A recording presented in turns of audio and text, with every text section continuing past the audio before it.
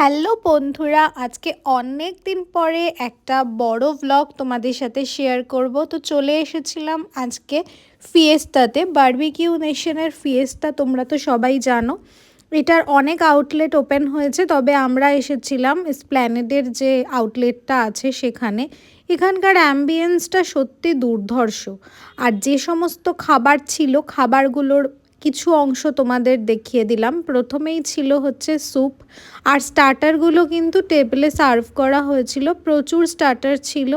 আর এখানে কিছু মেন কোর্সে কিছু আইটেমস ছিল, যেমন ভাত ছিল, নর্মাল স্টিম রাইস, এর সাথে ডাল ছিল, পোলাও ছিল, মাটন ছিল, চিকেন ছিল, বিরিয়ানি ছিল এবং নান বা রুটি বা মশলা কুলচা এগুলো অর্ডার দিলে ওনারা টেবিলে দিয়ে যাচ্ছিল। আর চাইনিজ আইটেমসও ছিল, রাইস এবং তার সাথে নুডলস, তারপরে শেজওয়ান চিকেন, স্যালাডের প্রচুর অপশনস ছিল। লাইভ কাউন্টারে ফুচকা, দহি ফুচকা এবং মোমোস ছিল, chicken momo and veg momo both.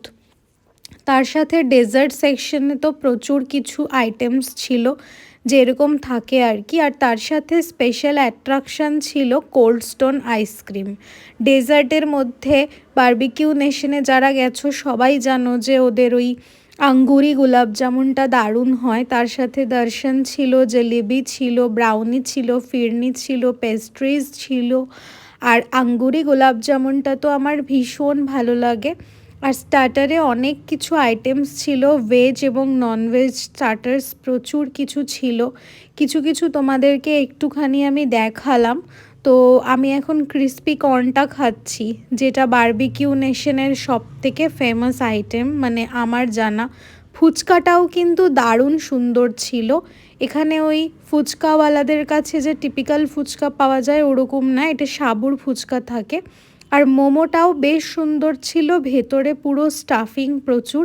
আর লাস্টে খেয়েছিলাম কোল্ড স্টোন পান আইসক্রিম। অনেক দিন পর একটা দারুণ বুফে খেলাম। তোমরাও আর দেরি না করে চটপট ট্রাই